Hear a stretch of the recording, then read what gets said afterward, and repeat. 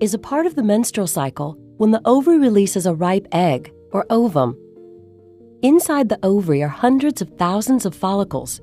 Each follicle is a hollow ball of cells with an immature egg in the center.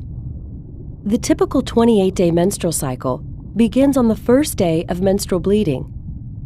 During the first 7 days of the cycle, a few follicles begin to grow at the same time. These maturing follicles secrete estrogen hormone into the bloodstream to prepare the lining of the uterus for pregnancy. Around day 7, all of the follicles stop growing and begin to degenerate, except for one. This dominant follicle continues to grow and nourishes the developing egg inside it.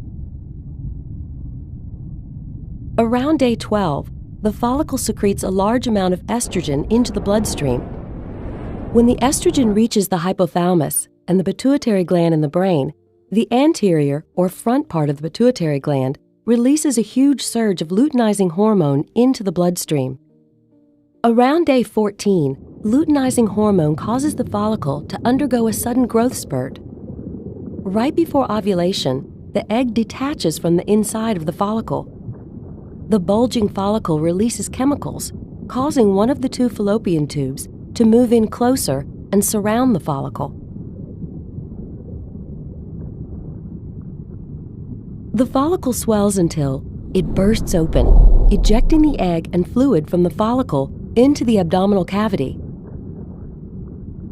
In response, the fimbriae, tiny projections at the end of the fallopian tube, sweep across the ovulation site and pick up the egg.